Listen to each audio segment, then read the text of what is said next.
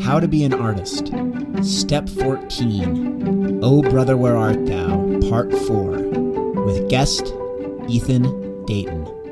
So you are the last in a series, not the least, of me just chatting with my four brothers. So I already have a chat with everyone else, and all of the discussions are all pretty unique to each of the personalities of the brothers. So I would be surprised if this one were any different. So I'm really curious about kind of just kind of getting your take on life, some of your thoughts on your own experience of self-discovery growing up. For people that don't know, that might be listening to this, you were diagnosed. Maybe you can remind me of the year with a spectrum. What do you call that? So how do you refer to that? From what it is that I recall, when I was growing up, autism just wasn't a thing. It was, I think it was like there, but it wasn't as mainstream as it was right now. I knew growing up, like elementary school, junior high school, that I felt different, but I didn't know why I felt different. You really didn't have words for it at that time. Exactly. Yeah. So I realized that there's a lot of stuff that I didn't realize, but just I was reacting to the stimulus in front of me because that was the routine that was set for me, and I didn't have any need to question it. So I would just go through elementary school, junior high, high school, and everything, and there are a handful of stories that would sort of play into each other a little bit, but I don't think it was until college that I don't remember the time frames exactly. I was just finishing doing like this parody Mr. UVU thing at college as I was just graduating. And it sort of occurred to me that I just needed to figure this all out. I need to figure out why I feel this way. So after talking with our dad, he referred me to a lady by the name of, I think her name was Megan, up at the U of U. And it was fairly early in the morning, about like 8 or 9. And she had me do a few tests, and she was observing my mannerisms and everything. And the test went for about an hour or so. And then I was given 2 packets of paper, essentially saying that I'm essentially on the high functioning end of the autism spectrum. And I was a little bit skeptical. And it's not exactly Asperger's, right? Like it doesn't really match up with Asperger's per se, but it's kind of close-ish from what it is I recall. The packet itself had apparently said that I'm just barely on it. So the best thing I could say is that I'm just high functioning, that I just barely have, that I'm just barely there to qualify to say that I'm on the spectrum. And after that, I was referred to sort of a therapy center called Autism Journeys, which I believe is in Lehigh now. And I was introduced to a lady by the name of Morgan Dolly, I believe her name was. And we would spend maybe about an hour session at a time, like every week, just going over a lot of things and sort of building the foundation of just who it is that I am, and just figuring out the who's and the whys. Go ahead. So the diagnosis really didn't happen until after you graduated college. Just about, yeah. I don't there's a lot about college that I don't specifically remember, but I do remember that it was on the verge of me just getting my diploma and graduating from UVU at that time. Okay. So from my experience, it was very clear for me, and I think the rest of us in the family, that there was something unique about you. from a very early age, you were just atypical, to say the least. I think this was also confounded by the fact that you also have this other condition, the Kleptoltrenin A. Uh-huh. So, and there's always this question of like, okay, well, he has this kind of, your body grows in a different way. And then it was clear that you had behaviors that were different. And so there's always this question of like, are these things somehow related? And that was always very confusing. And I don't think any of us really knew what to make of it besides, oh, Ethan's kind of different. Real light bulb. Sorry, go ahead there. I have a little more to say, but you. Yeah. So interject. To that point, I was talking with our dad a little bit about this, and he had actually told me before I got this diagnosis that he didn't think that I was on the spectrum at all. And I think that sort of plays into the fact that this whole autism spectrum thing didn't have a lot of research back when I was in elementary school as compared to like right now. And I keep hearing about how a lot of kids now who are like just barely being born are able to be diagnosed with this sort of a thing like right away. And they have a lot more resources, a lot more tools to their that they have access to. And I just didn't have that until after college. So here I was trying to like check off classes in college to get a degree. And then a lot of other stuff happens. And now just what could have happened if I had known I was on the spectrum when I was in elementary school? Maybe I could have had a few girlfriends. Maybe I could have my heart broken from time to time and have some of these experiences that boys my age are supposed to have. But a little bit more of a normal upbringing. Yeah. A quote term unquote, right?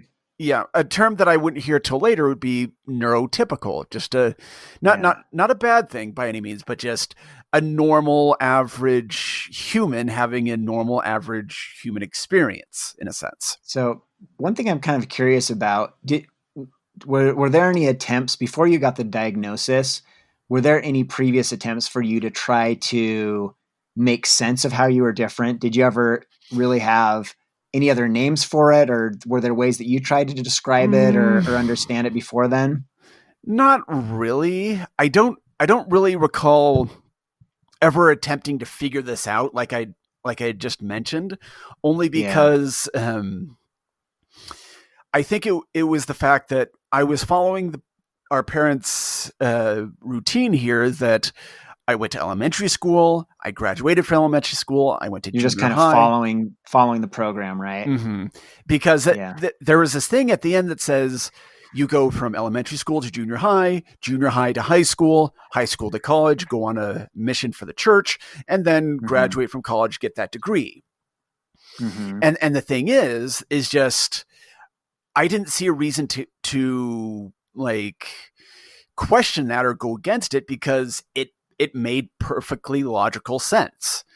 But one other like sort of creative thing that I can sort of mention is that when I was in junior high and more of this thing about being different had come up to me, I created in my head this idea that I came from another world, that I was this person that came here and I was like, the reason I was different was because of this. And I literally thought in my head that I was this other person. That interesting. This character is this where the Dreyfusano persona came from? Precisely. Yes. Yeah. These ideas started just coming to my head and sort of this fantasy world came into my head of just, how it came to be and everything, and a lot of really weird out there ideas that just wouldn't make sense right now, but made sense back in 1995 or 92 or something. Well, maybe take a chance. I'd be interested you to describe one of those weird ideas that may not make sense, because it could give us some insight into where your mind was at that time. So let me see. I'm trying to recall, just going back there a little bit. I recall. So I remember back in the day when fast internet wasn't a thing, I would use AOL a ton. And one thing I would normally do would go into these role-playing chat rooms. And I always described myself as being a young, muscular mage.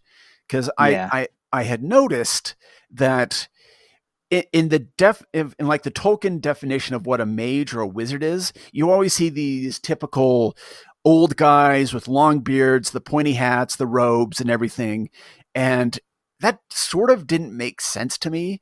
So but you liked mage. You liked the magic part about it, but you didn't like the optics of it. Mm-hmm. So this character I started to create for myself was a young, muscular mage. And I try to have role-playing duels with a few people, and I remember that I didn't have a lot of them because I don't think I understood the rules of role-playing at that point, that there are certain things you're supposed to do, and I was sort of just breaking those rules because if I'm role-playing, I could just do whatever I want. And so probably the people you're playing with were pretty frustrated by that. That's sort of what it is I'm imagining. And there'd be times like, I shoot a laser gun. Like, you don't have a laser gun. There's no lasers in this. Well, here's an example. One of my character's powers, which I really haven't explored here recently, was that my character could grow to superhuman size, like the size of a skyscraper or something, and grab one of the characters and I think eat them. And I don't know why it is that I did that, but just it always got so frustrating when people would call me like a noob or a rookie or something, and like this would be my reaction to it, that I'd take them out, and what would end up happening is that I was trying to interact with a handful of people from time to time, and just they would start to ignore me because, again, role-playing rules. Yeah. So that's kind of interesting that, like, so this is on an online space, but I know that one of the characteristics of being on the spectrum is kind of this challenge with social cues. So do you think that was a little bit of what was going on, that there was kind of some social cues that could have been subtle, even happening online, about how to manage yourself that you weren't picking up on? And people that was sort of the like, yeah, that was sort of the beginning of it. That I was sort of learning at my own pace about this, but just it was sort of at this time that if I was supposed to be learning social cues, that I was just going with the flow. That and here's the thing: is like none of us at that time had any idea about like autism or spectrum or Asperger's or anything like that. So it's not like any of us had the wisdom or forethought to say like, hey, let's work on social cues. Let's support Ethan in developing like his ability to interact socially. Like for all of us, I think we were in the same place where we were just like, just follow the program, just like be more normal. I think that's been like, everyone in the family is constantly put like more pressure on you to be like, just do the normal thing. Just do the normal thing. Be more normal. And one thing that I can say here too is that this sort of allows me to see the world in a very different light. Here's a good example too. Take for example just a rose. A rose is usually that definition of something that's beautiful, pretty, untainted. And if I was to take a look at that from 6-year-old me, I would say, okay, that's just a flower that has thorns on it. Okay, why should I be caring about that? And I think it was from movies like watching Beauty and the Beast and watching romances and watching things like that. Then the thing started connecting together is that, okay, now I see the symbolism as why I should care about this rose being a beautiful rose, why it's in a field of flowers and those sitcoms of a guy and a girl running towards each other being all happy and stuff. Now that makes sense. Yeah. But so it's a lot of these connections that I just didn't make back at the time. Yeah. But I sort of refer to the really old show Quantum Leap, that sometimes I wish that I could have a mentor growing up when I was a lot younger, sort of like how the main character had his hologram type friend. What's his name? Al? Yeah, Al. And he always had either like that little remote control or that thing that looked like gummy blocks and stuff. Mm-hmm. Just something to have helped me get through that. But yet at the same time, time travel isn't a thing here, and a topic for another time. But just it would have been nice to be able to have a do-over so that maybe I could have done a little bit more here and a lot of other things. So go ahead. Yeah. That's. I think that's something that's challenging to deal with. That's something that's very human, very like everyone feels that to a certain degree. The feeling of like trying to figure out life, and then making decisions, and then kind of realizing in retrospect, like, geez, I wish I would have prioritized all these other things. Part of that is we live in a world like nowadays where things are changing so rapidly that we really don't. There really aren't a lot of answers to a lot of some of the questions about how we ought to live our lives. I mean, but I think that's particularly the case for someone that's dealing with something like a spectrum-y thing. I don't know if you call it a condition. Well, just being on the spectrum, I guess. Being on the spectrum. That's sort of how it is I refer to it. Anyway, I want to just kind of like make sure I'm kind of understanding everything correctly. I think what's really interesting to me is that there was this phase of your life when you didn't have a name for this, and your response. You can tell me if I'm getting this accurate or not. Your response was to kind of like, because you seemed different, and it was obvious to you that you were different to other people. It made sense to kind of create this fantasy of like, I feel like I'm from a different world, that. I think that fantasy itself actually makes more sense, which I'll get into a little bit later. But here are probably two really good examples of sort of what plays into this. The whole concept of we recorded a lot of home movies, just a lot of silly back and forth stuff.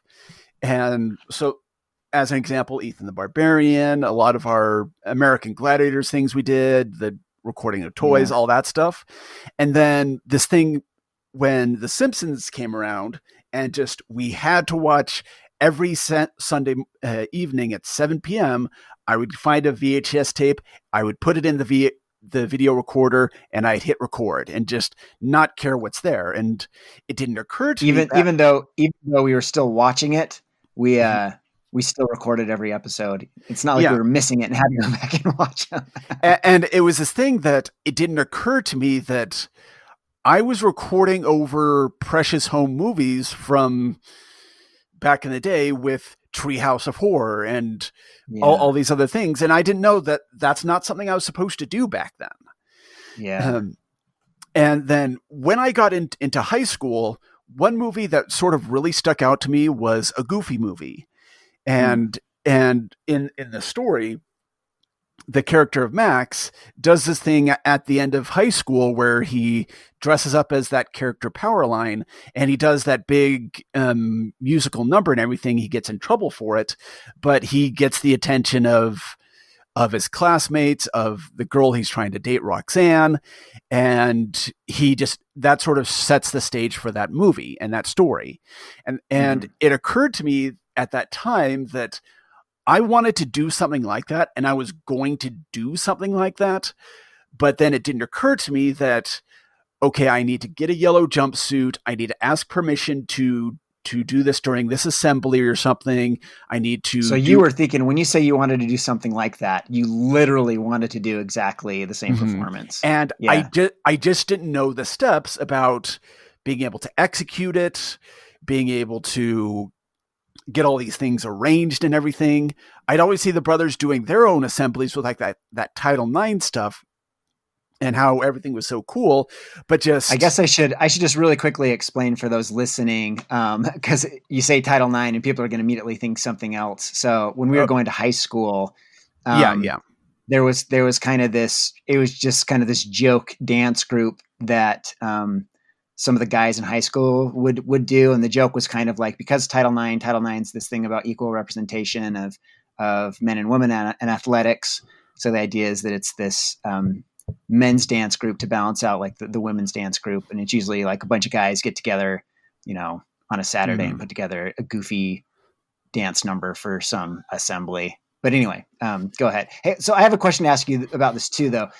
What was your motivation for wanting to do this performance? Was it because you had seen us do things like this before, or? Well, I'd have to step back for that for just a little bit. Mm-hmm. And it was for a girl that I was somewhat interested in. And, okay. So you really wanted to impress this girl. I think I did. At least that there's no, I remember this. You definitely wanted, we probably shouldn't name any names here, but you were very, very, infatuated by one girl in high school, right? Yes. So, as just a bit of a backstory here, when I was in elementary school, I got this weird idea in my head that I was supposed to have a girlfriend because it seemed like a lot of the other kids had boyfriend-girlfriend sort of relationship, and it just made sense to me. So she was probably the first girl I took notice of and tried to show affection towards her. And so this started way back in elementary school. Mm-hmm. And it didn't occur to me that having a girlfriend wasn't just me giving her roses and giving her stuff, that it has to be like that reciprocal thing. I just didn't know that back in the time. And so when I became of age, like at the age of 16, when I was able to properly date, then I tried asking her out to like a bunch of dances, but she would always decline. And I remember trying to ask her to every one of our proms and everything, and just wanting to have just one dance with her so I could be satisfied. You went to at least one formal dance with her, didn't you? Yes. Like maybe the first one you asked her to? Yes. And this was what I was just about to explain.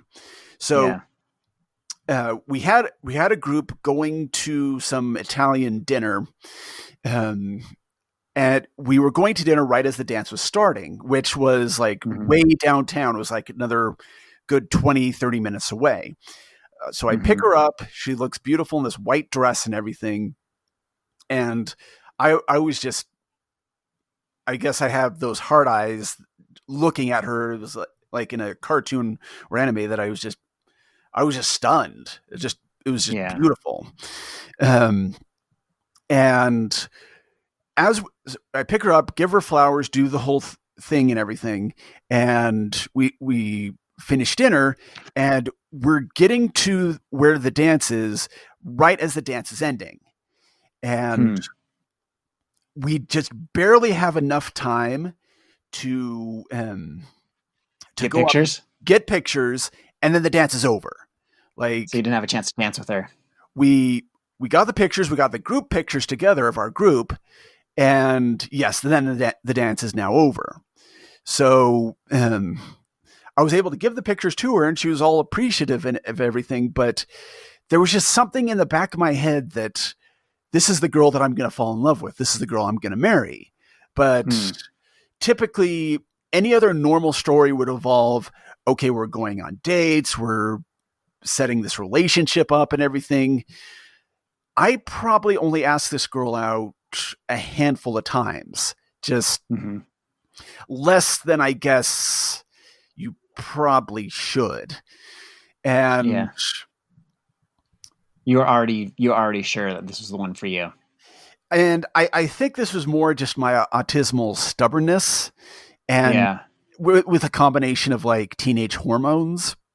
And I think I probably showed too much affection towards this girl, so much so that I think she sort of shied away from me. And it was sort of a self lesson I had to teach myself about this, because it was one of those weird things. It's interesting kind of hearing this story, because I think in a lot of ways, and thinking back on it, in a lot of ways, like this story is a pretty typical a pretty typical story of like infatuation and heartbreak. I mean, I could tell similar stories in high school. I think the only difference is like the effect of the autism is just that it's cranked up a little bit, like all the ways that it's awkward and kind of off, that it just kind of like, it kind of made those things just a little bit more awkward, a little bit less, easy to cope with, a little bit more exaggerated, but it's in some ways it's a very, very typical, it's a very typical story, but you are able now, do you feel like now you can look back with the kind of the lens of understanding, very much so, yeah, like your own mind, you can see how that affected how you experienced that. What would end up happening the day that we're actually graduating from high school? I was able to take her out to breakfast. We talked about it a little bit. I don't recall the topic that we did talk about, but just we said goodbye. We graduated. She ended up getting married. She's moved somewhere else. She now has a family. And then it's one of these lessons that I have to continually remind myself to this day that there's something in the back of my mind that says that I'm still in love with this girl, but logic overpowers that and says that's not possible anymore because of what's going on. So it's this back and forth thing that I have to keep telling myself this, but just my brain isn't getting it sometimes. And that's pretty normal too. I mean, I still have dreams about people I knew and that I was infatuated with like years and years ago, and our like our subconscious works is not rational, right? Yeah. It's going to feel all these things. It's going to experience all these things, and it's just, they're going to happen whether or not we think they're rational or logical or make sense. So it's totally reasonable to still feel feelings for someone, years, decades after your first encounter with them. So I do want to jump ahead just a little bit here. So I graduate from high school, and then I eventually move out of my house down to Provo, Utah, where our brothers had a condo set up, and they were all going to BYU, and I ended up going to UVSC, or Utah Valley State College, because I didn't think my grades were good enough at the time. And I just started going to college there because that was the next step. And I was literally on the verge of serving a mission for the Church of Jesus Christ of Latter-day Saints, and I knew that was the next logical step beyond that. And I did a few semesters, and then I remember somewhat vividly opening up my mission call around the dining room table, and that I was going to Rapid City, South Dakota. And I was fully ready and committed to serving like a Spanish-speaking mission somewhere. And yet here I am opening up a mission call going to the Dakota. Why a Spanish-speaking mission? Why was that important to you? Or why was that the expectation? It seemed like the most logical sense because we had Mexico, we had Spain, we had... So what you mean to say is that the other brothers before you had all been on missions where they spoke Spanish, right? And it sort of seemed like I should have been doing that, but but I get sent to the Dakotas, and that's not something I'm going to question. But one sort of thing, the 2 years there was a very interesting and rewarding time and challenging time that I'm not going to get too much into detail here, but sort of tying it into my autismal mindset was that here it was that I was now going into a new state I've never been in before. And I'm now spending time with another person, so essentially my missionary companion. And I'm now going up to people's doors and knocking on their door and then asking if I can tell them about this, my belief system, and a belief system that I'm still learning about, that I'm still crafting in my headspace.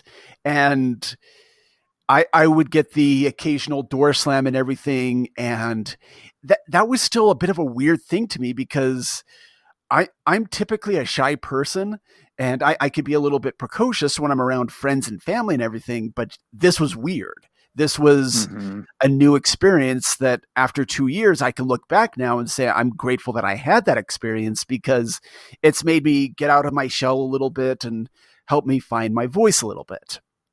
So I finished that, and then I'm going to try to go through this as quickly as possible.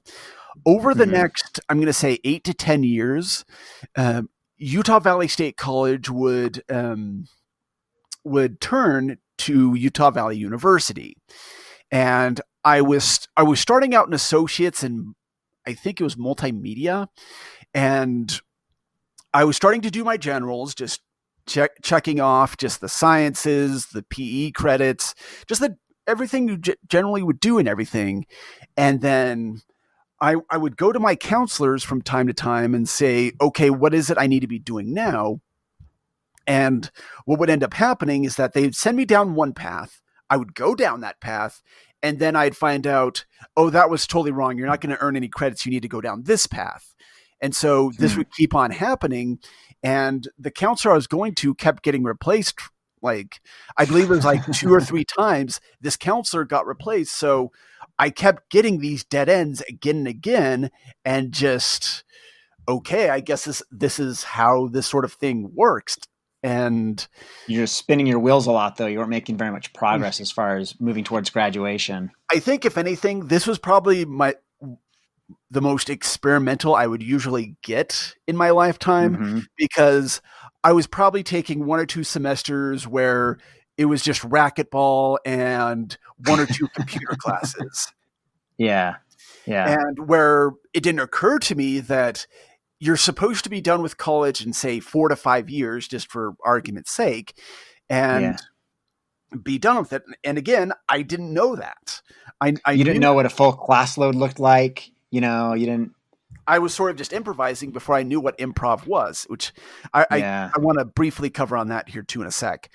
So we kept on going here. And so fast forward to, I believe it was around 2008, 2009, I think 2010, but UVSC turned into UVU, got fully accredited and everything. And I was still trying to get this bachelor's and or associates and everything. I can remember this so specifically that I was just checking off classes because I knew that was what I was supposed to do. Some of our mentors were telling us now that in order to get into this program, you now have to have a polished portfolio. You need to have all of these assets created and have like a game or art created. And somehow what ended up happening is just I got grandfathered into this project. And you were already like many years into college, and suddenly there's these prerequisites you don't have, right? And it was sort of a surprise that, okay, now I have to do all these things, and where do I go from here now? So I took a handful of like art classes and a character creation class. One of my mentors had taken me aside, and he specifically told me he didn't know where my skills lied. And I sort of broke down and cried there because I didn't know what I was supposed to be doing. I had this falsehood belief that we had talked about as brothers from time to time that my oldest brother, Cameron, was working for Blizzard. Damien was working at another startup project, Kineto Pictures.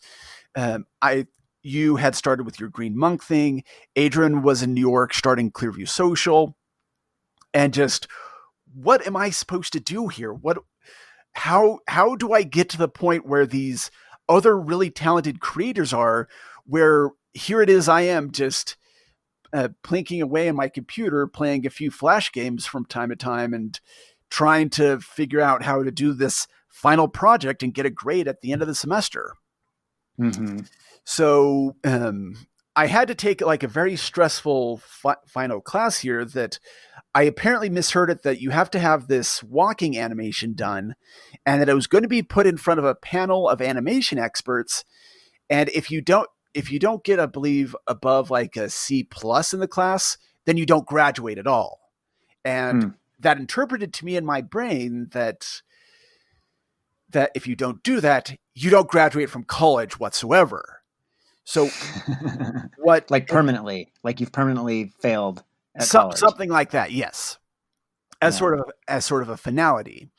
And what would end up happening? If I can just interrupt you really quickly, I think it's really interesting that throughout the whole course of this, that no one stopped to say, and you have all these counselors, all these other people you've talked with, and no one stopped to say like, hey, maybe you should get an evaluation for, like a neuropsych evaluation or wherever they call it, to see, where your neurological framework is. There's neurotypical people, there's people on the spectrum, just to be able to define that no one through all that process thought to like recommend that, So, what would end up happening, I had another mentor who was like very nerdy, very geeky, but also like very fit. He'd ride a bicycle a bunch. He took me aside, sort of gave me a different approach. He'd given me two options. Either one, I would take another year of courses and then graduate after a year, or I could take a very streamlined approach in one semester and then graduate that way.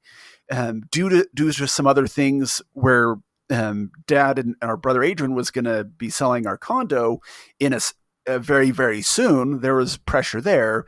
I chose the shorter option and graduated after a semester.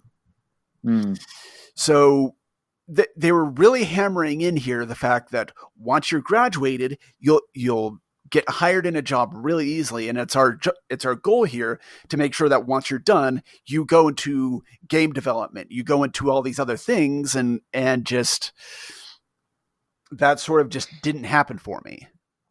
Yeah, that's kind of the problem. I mean, it's not just something with games. I mean, games and art by themselves are competitive fields to enter into, but there's kind of this myth there's this myth that the university system and college its primary function should be providing jobs for people, which I think is like a big problem, that especially that we're spending so much money for job training that turns out to not be very good job training. So yeah, I mean, it's the fact that you're going to call a game course at college, like, isn't going to be a guarantee of a job, but really going to college in general is not going to be any guarantee of a job. So it's kind of a little bit of a disservice that people kind of tell that story that there's going to be some sort of guarantee of work at all for going to college. I don't think it was helped by the fact that this was all lopped onto me, like right as I was graduating from college too. So that, like, bam, Sure. there's a portfolio, bam, there's all these things and expectations too. So yeah, I try to look back on it with as much rose-colored glass as I can, but yet at the same time, I have to be very logical about that it was frustrating at the same time. Sure. Yeah, you got to be honest about that. Mm-hmm. Now, I want to touch on one other thing here really quickly too, about being flexible. Usually, one thing it is that I've learned about being. I have seen you put your foot behind your head before, so I know how flexible you can be. As nice of a segue that's not what I'm referring to. Okay. So back when I was in high school, I was in a broadcasting class called Cult News, something again that all the brothers had done, and it made logical sense to me that they did it, I should do it too. And that made the most sense because I'm more technologically minded. I was really interested in editing and everything, and trying to do some silly things. And I thought this was going to be what I could do, that Goofy movie thing, that Powerline thing could lead me into. But our teacher there, Miss Little, had sort of taught me a lesson about being flexible, about learning how to do things in different ways. And I think just the phrasing of just being flexible helped me a little bit, and that sort of helped me get through all the weirdness of high school, college, mission, UVSC, UVU to up to right now. And Yeah. not only that, when I was in college, I'm not sure if Damien had mentioned this in your interview with him, but I saw him start, or at least I was under the impression that he had helped start an improv group in Provo called Comedy Sports. And he was like so funny, so engaging, that how is he able to get these laughs so much and just make these people happy? And I was a big fan of Whose Lines Then Anyway back when it was on ABC, and just thought that this is something I want to do now. And when after I got back from my mission, I looked up this Comedy Sports place and I started taking classes there to learn the basics of improv, the yes-anding and everything. And I think having these improv classes was more helpful than my goal at the time, because I wanted to be on stage. I wanted to make people laugh and everything, but just learning those basics, it eventually didn't work out for me because I guess I didn't meld a lot with the people that were also trying out the time. And I don't really know the specifics, because it was another frustrating thing that they gave me feedback, but not very specific feedback. They said I was good, but just, am I going to be on stage now? Am I making progress? It was a lot of these specifics that just I didn't get. Yeah. So going along with that being flexible lesson that I learned in high school, I think learning about the art of improv helped me get out of my comfort zone a little bit, and besides just having a cocktail party joke thing to have as a talent, it helped me see just a little bit more of the world around me, and see some of these interactions in a funny, clever way. By the way, could I stop just a second? And I mean, just from my point of view of this, when I was at school, when I was at college at BYU, I remember going to a party, and I was talking to a girl at a party, and she described, "Oh, I'm like studying psychology. My interest is in Asperger's," and I had heard nothing about this at the time.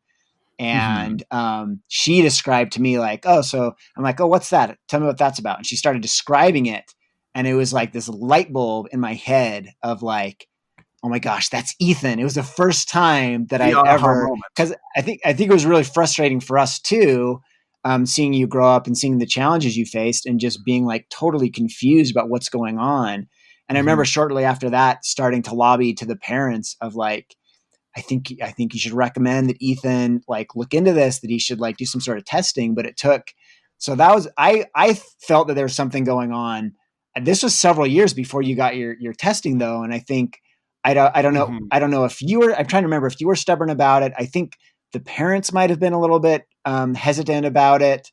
But I mean, do you remember hearing about that? I think I mentioned this to you earlier. Were you kind of resistant to the idea at one point? Not necessarily. I seem to recall driving in the car with Mom from time to time, and she said, "There's this battery of tests that I want you to take, but I never ended up taking that battery of tests when I was younger." And I remember going to some special ed classes when I was very young, like preschool sort of a thing. But just I thought that's just what it is you did. And I knew growing up in the college sense, I knew Adrian had told me about the term Asperger's, and just I forget like where the conversation led, but just I didn't know that Asperger's equaled autism. That's why I felt different at that time, and I believe he sort of got a little upset at me for not exploring this a little bit sooner, because that would have meant maybe my college career could have been a little bit smoother. Again, I could have getting some additional support. Yeah. The extra tools that I've sort of been mentioning here. Yeah. So I also don't totally blame you either, because as like older brothers, I think, and our parents, we've constantly been giving you a barrage of advice since you were very, very young. So it was just like another in like all these million things we've said, like, oh, you got to do this. You should do this. Why aren't you doing this? So the fact that you didn't specifically like key on that one thing of a million things, like, is not too surprising to me. That, I think it was this thing that I do things differently because my brain is wired a little bit differently, and telling me to do all these neurotypical things doesn't make sense for me, because if I did that, then it would just frustrate me more. I remember moving out of the condo and moving in with my brother Damien and spending time there with him when I was working at Kineto. And now it was going from this era of having to take these classes every day, day in, day out, to now I'm working for Damien. I'm on the verge of stopping work for him and going to that call center job that I was working at. Yeah. And now he's sort of subtly hinting to me that you now need to find a place to work. You need to find a new place to live. And that was still a little bit weird to me, because I specifically remember I had a ton of roommates that didn't really get along with me, because this was when you were at the condo in Provo, right? And I specifically didn't keep a clean room all the time, because I didn't know that was something I was supposed to be doing. And yet I didn't know that it was a double standard, that I was supposed to be in charge of the apartment, and I was telling my roommates to keep a clean room and everything, or a clean. But you weren't keeping a clean room. Yeah, and that was one of those unwritten rules I just didn't know about. So I'm interested in. I mean, I want you to get back to. Talking about. We don't need to get the full story, but I'm interested in what your experience has been with making friendships, or like trying to make friendships. Like as a child, what has that been like at different phases of your life? How that has felt for you, what your frustrations have been. Could you maybe talk about that a little bit? Friendships for me were a little bit weird. I think because as I was growing up, I was noticing how all four of the brothers were growing up, were like a year apart from each other. And I could always tell when the four of you were together, you were the most creative, funny, you made everyone laugh. You played off each other so well. And here I am 4 years apart from Adrian. And just, it didn't feel like I had that. It's not that I didn't feel included, but just why couldn't I had that exact same amount of camaraderie between the four of you? So what that told me in my brain was just, okay, I'm just going to go play Final Fantasy VII. I'm just going to go to my gaming. So that's where I started playing Gyromite, Final Fantasy, Super Mario World. That's where I started seeing the pixels and polygons of the Nintendo, the Super Nintendo, the Sega, PlayStation, DDR, that sort of a thing.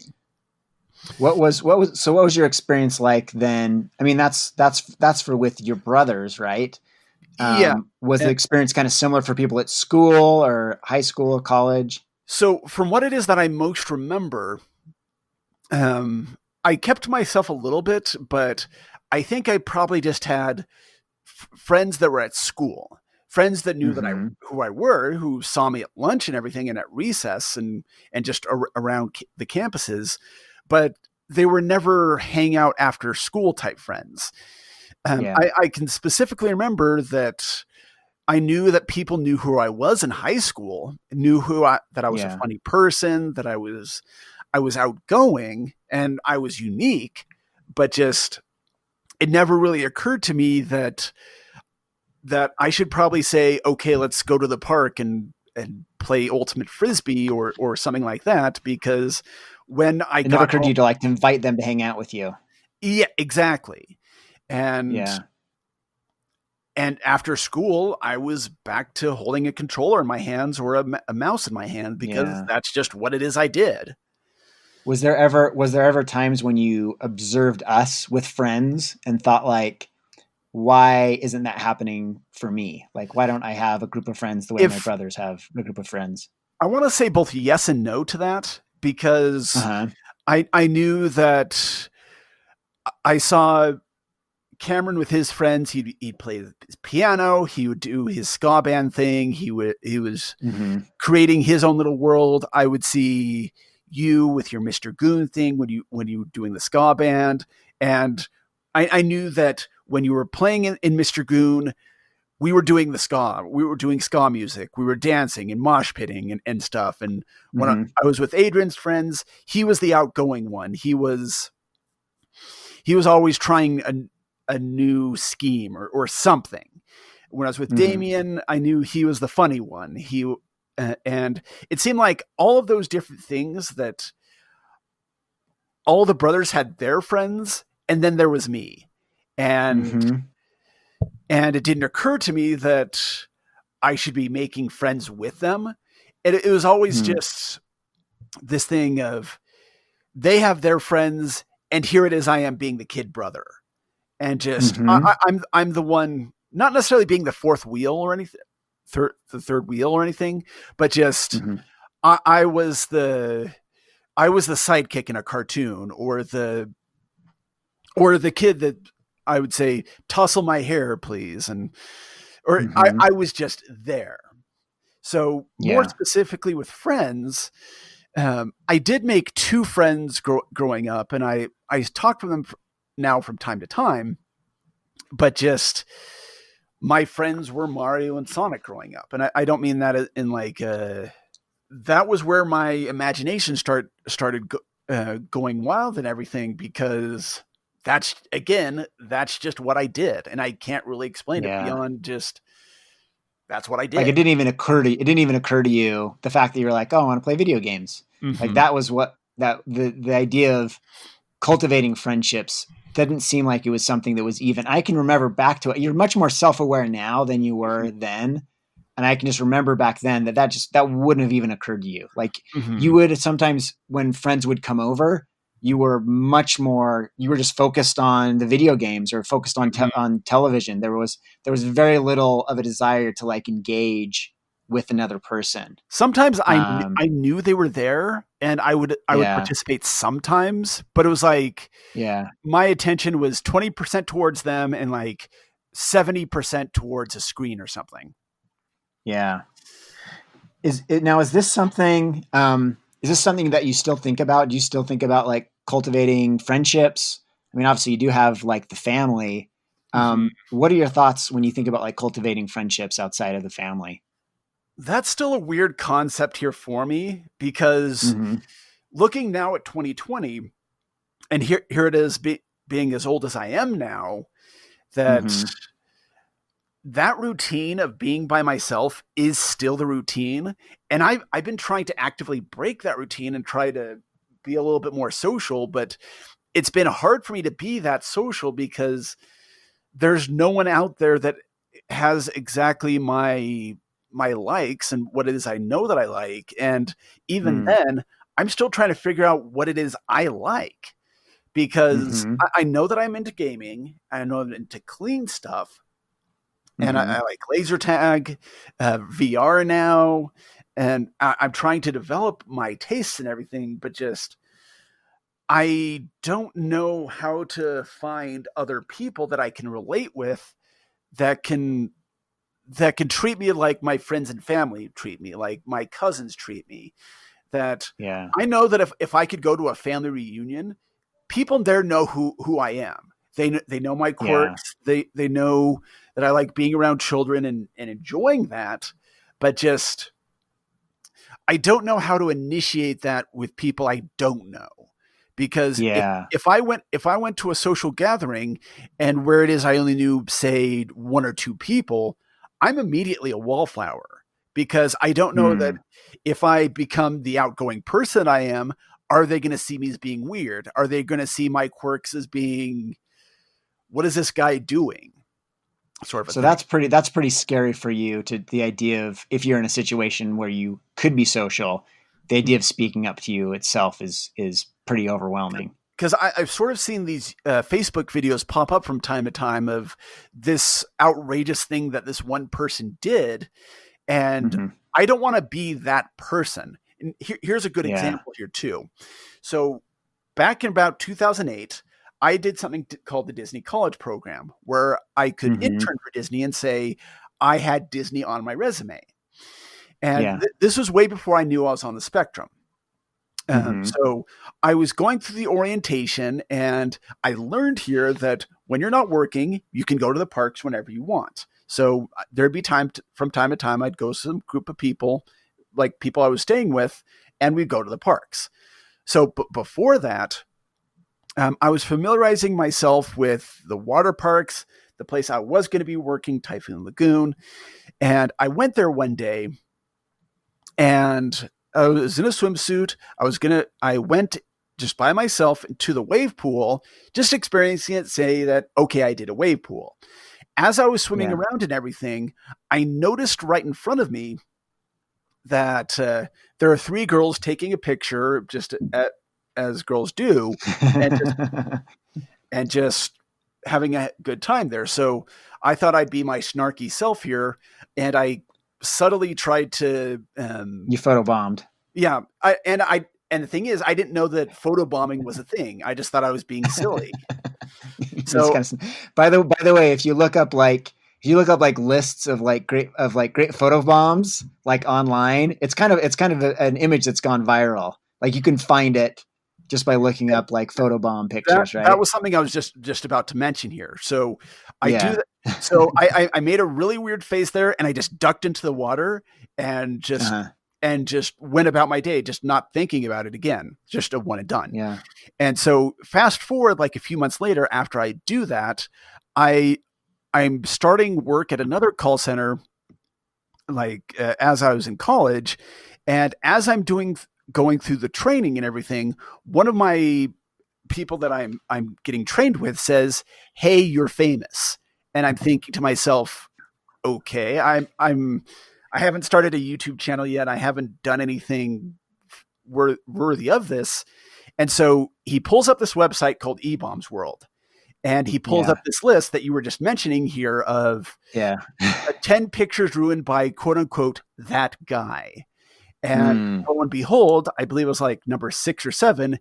There's a picture of 3 girls there, and there I am making my weird face right behind them, photobombing them. So for you, that's not like a victory. Like, I did this. It's more kind of like, you don't want to be that guy. Well, I was doing that just to be silly. And I'm usually not an arrogant person as like one of those, woo, I'm going to go do a thing. Woo. I try to look for like a silly thing that can make people laugh.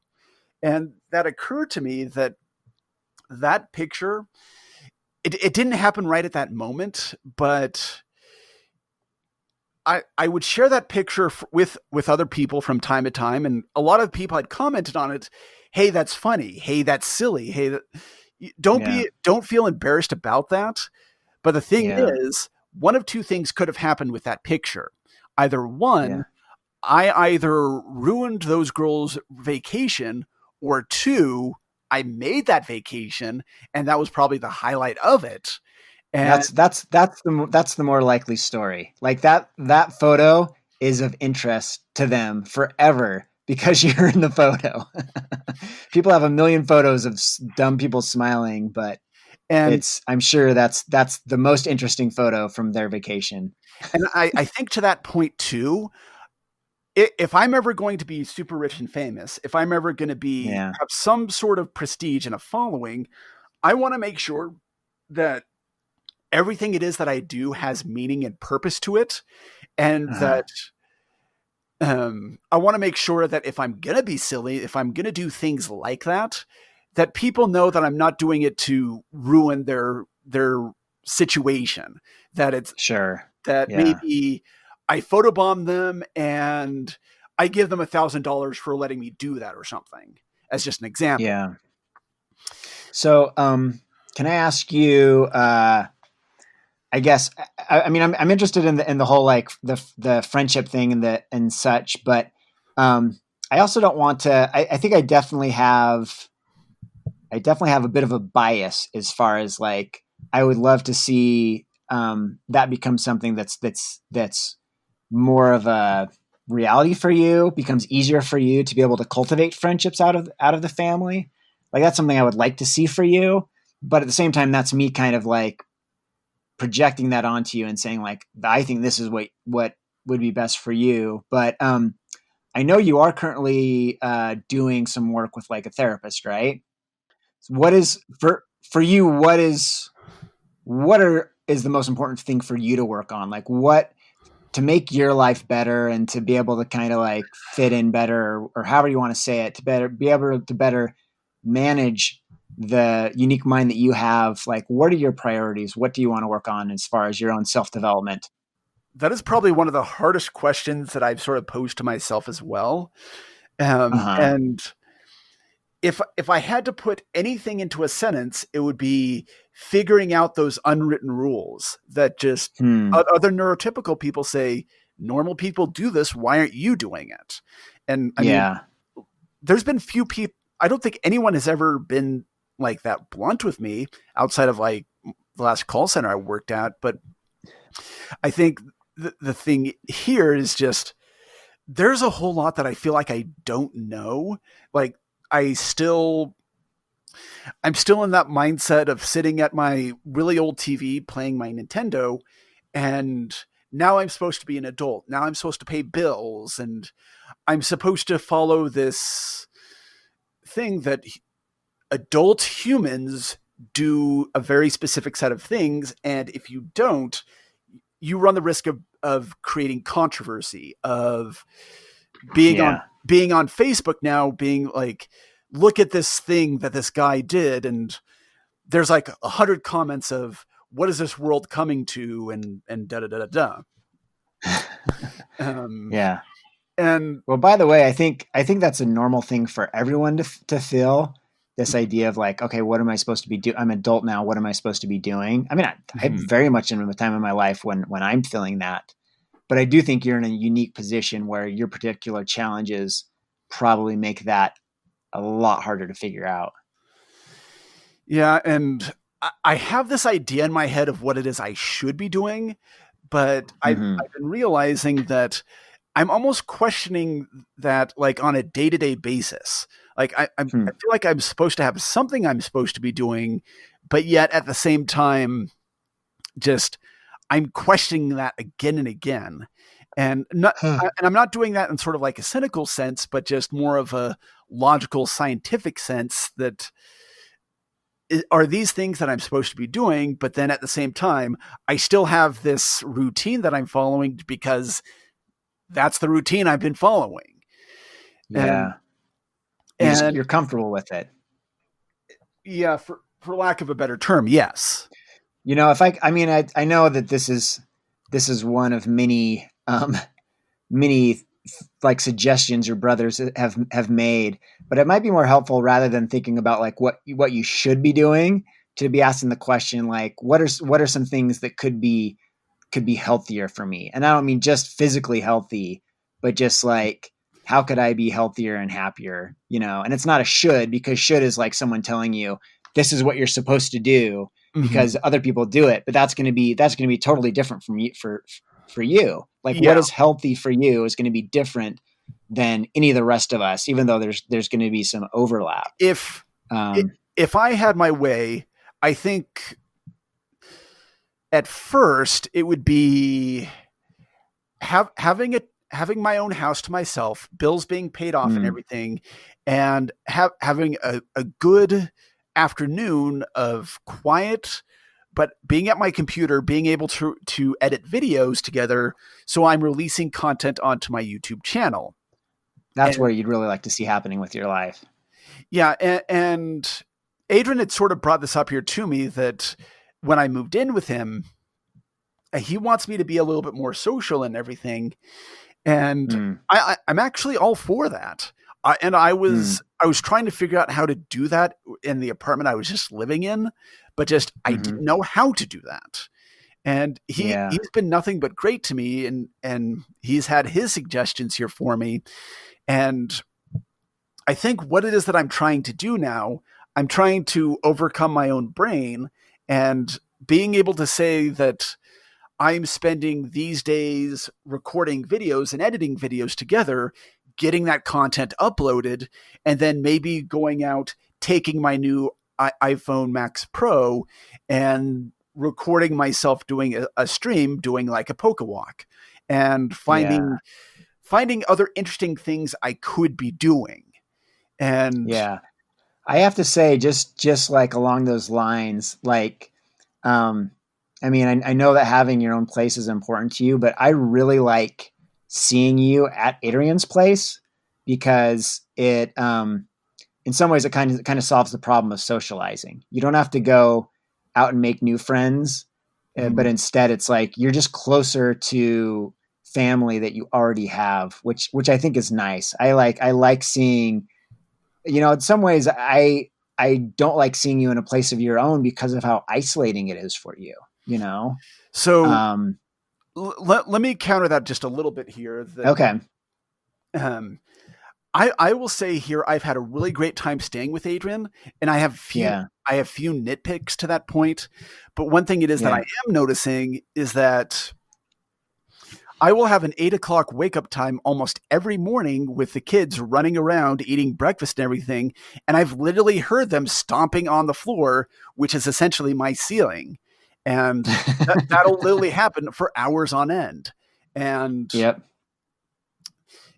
that's a good thing, or is that not a good thing? Well, it's both good and bad. Sure.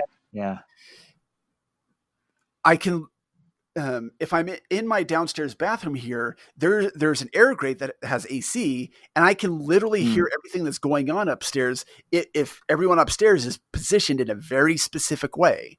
And not only that, if I'm trying to do a recording down here in the basement, sometimes the kids will be playing on the piano, and I can easily hear them upstairs. I've been getting interested in VR and everything as like one additional way that I could gamify my workout experience. And now my nephew Taylor has been bugging me to play VR a ton. And it's like, I've had to limit that to him because he will constantly be asking me to play this. And this is one of those things that's taking away from my editing time. And and I want, if I'm going to be living here with these kids for that time, I don't just want to be the fun uncle that just always has the candy and always has the video games, but I want to make sure that I'm leaving them with valuable lessons too. That I don't want those kids to grow up in the same way that I did. And when I say that, I mean, I don't want them to perseverate on the next thing, I don't want them to be like entitled to instant gratification. And I'm working on limiting that with Taylor now to 5 times a month until he can actually learn to not perseverate on that just so much. And it is this thing that I'm trying to find now time to actually do my video editing, because there's some stuff I have to do in the morning now. I have to do some chores for here to take care of things, clean my bathroom. And it's sort of this thing that I have to learn about sacrifice now, that do I spend quality family time with those kids, go swimming with them, or do I spend time here by myself focusing on what it is I want now? And it's one of those things that I'm sort of having trouble with that I wish this was a choice that I didn't have to make all the time. Yeah, it's a balance. There's just, I mean, you need to have some time for yourself, and you need to have some social time. So that's understandable. But I think it is a challenge. I know the experience too of being like, I want some time to work on my own projects, but then when I have the time to work on my own projects, I'm spending it, wasting time doing something else. That's a big one. One other thing I should mention here too is that I've had this idea of wanting to get the diamond YouTube play button for a long time. And again, like with the whole Goofy movie thing, I have this idea in my head. I just don't know how I'm going to execute this. And Yeah. I found this guy online by the name of Daryl Eves who helps other YouTube channels help get more views, more content, all that algorithm stuff. And he had recommended a lot earlier to upload in bulk, to get some very nice thumbnails and a lot of other things, which I won't really get into here. And what I'm trying to do is actually record about 30, 60 videos all in a row, and then upload them, one on a Wednesday, one on a Friday, and have about six months worth of content available.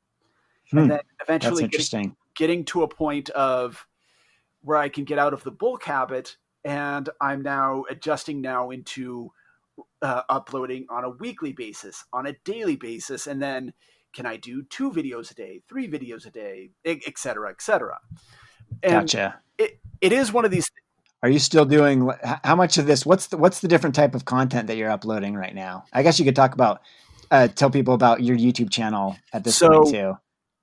Sort of bringing everything here full circle. I have a YouTube channel called Dreyfusano, where you can find machinimas, a Let's Play, and a few music videos amongst a few other things.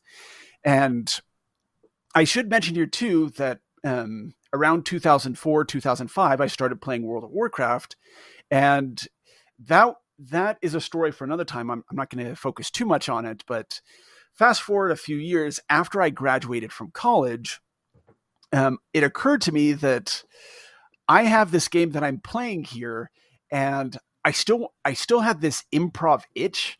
I still wanted to do improv games and everything. So it occurred to me, I'm going to turn my passion here into a double passion. So I created something that I call Mr. Smite's Improv, a character that used to be in WoW. I don't think is in it anymore.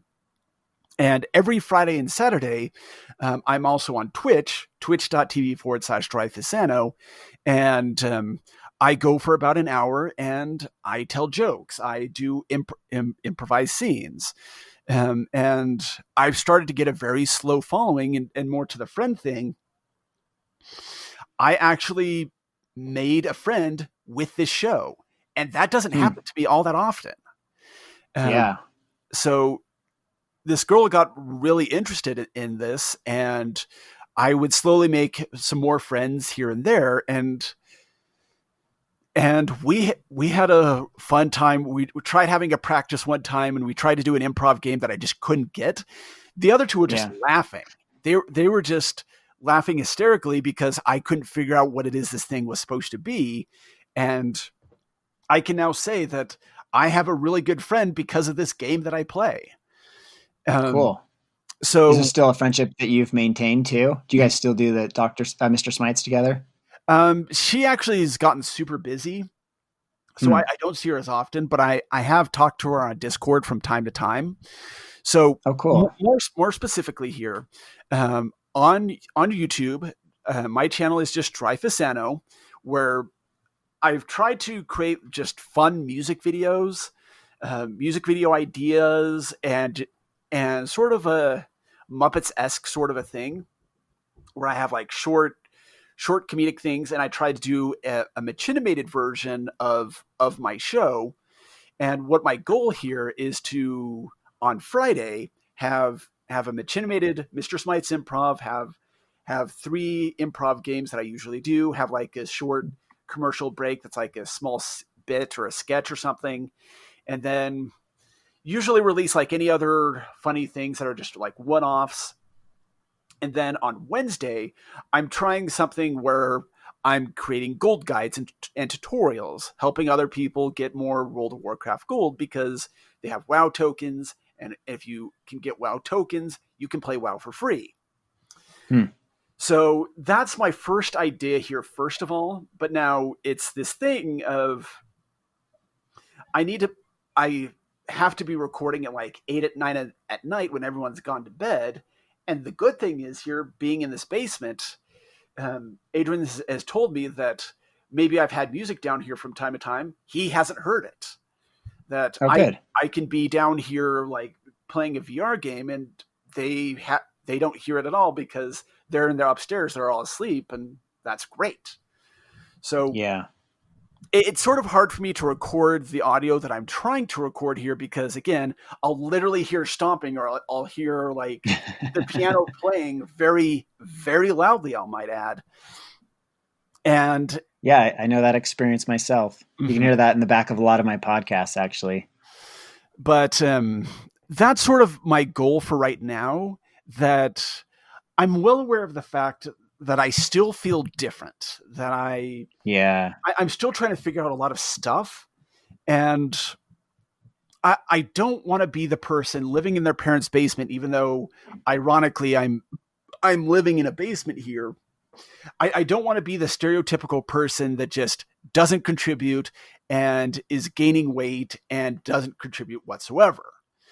And I want to make sure that when I get to be 80, 90, heaven forbid, 100 years old here, that I can say, look back at the last 50, 60 years of my life. Look at all this content. Look at all these good things I was able to do.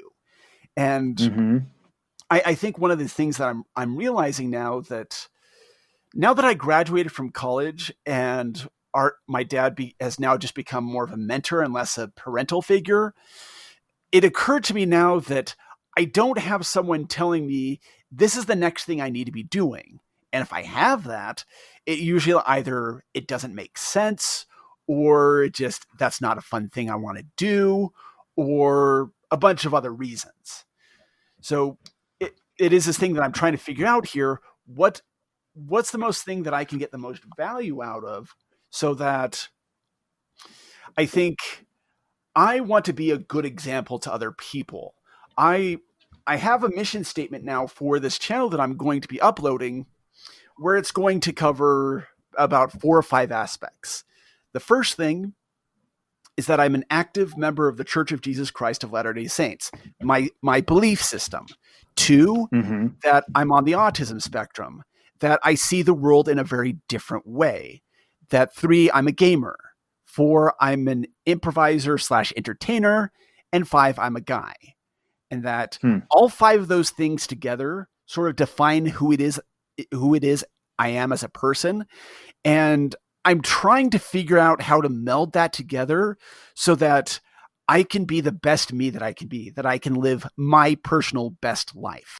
The world is getting a little bit weird nowadays, and I don't want to be the person to initiate any sort of controversy whatsoever, like I mentioned earlier. I always want to make sure that I'm lifting people up and helping them out as much as I can. And even if that means just entertaining them for an hour at a time. Yeah. Well, I think that's really cool. I think that I've always thought that the idea for Mr. Smite is a really clever idea.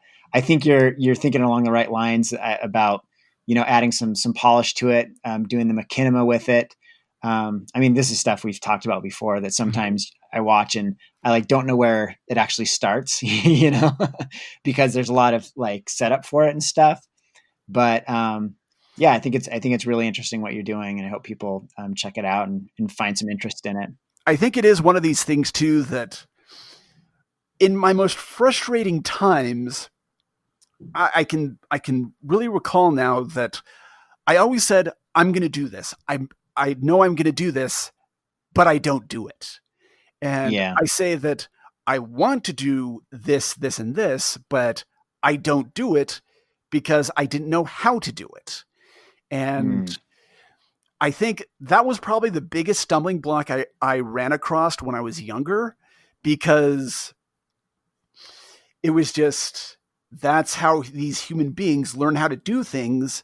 And here I am just playing just playing Foursquare out in the yard. And that's just what it is I did. There's the title of this podcast. That's what I did. That's what I did.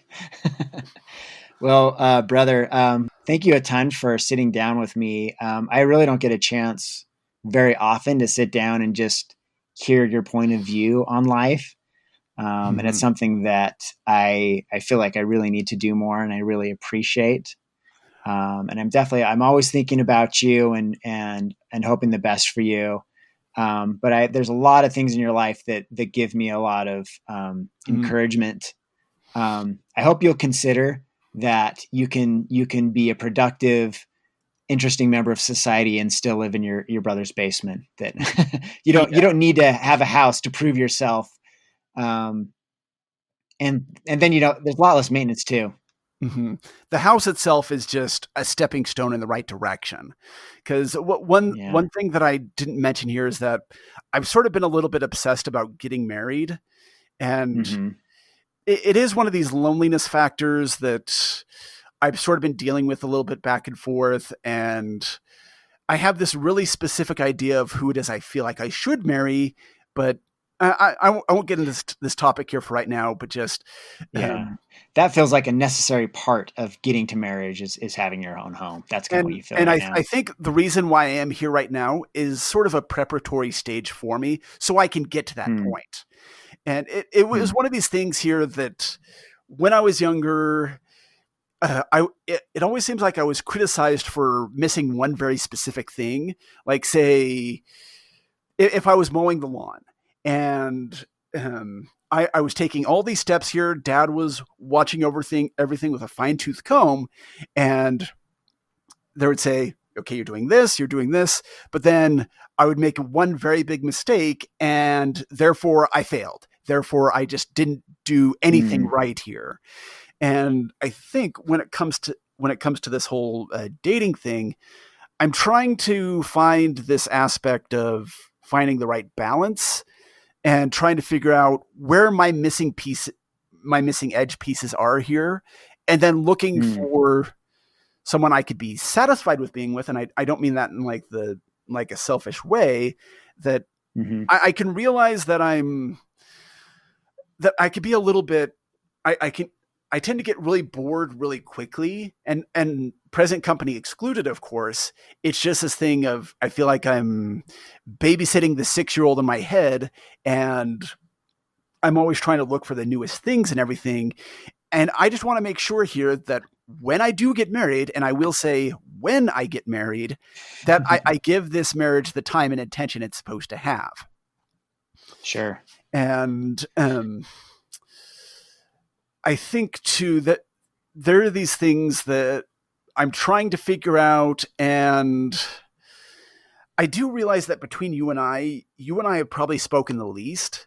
I do realize that when I was in Provo, I probably spoke with Mom, Dad, and Adrian the most. When I was living with Damien, I spoke with Damien the most, and then it slowly turned into Adrian again when he moved back to Salt Lake. And that did occur to me that probably the people I speak the least with are you and Cameron. So, I mean, I don't mind having more, I don't mind talking about this more. And I'd be happy to share other stories and other experiences here with you on a future episode of this, if you'd be game for it. Yeah, I think that sounds great. I really want to do a lot more of this. So. Okay, brother. Well, hopefully we will see you sooner than later. All right. I will see you soon. All right. Bye. Bye. You've been listening to How to Be an Artist. To support this podcast, you can go to patreon.com/H2BNA.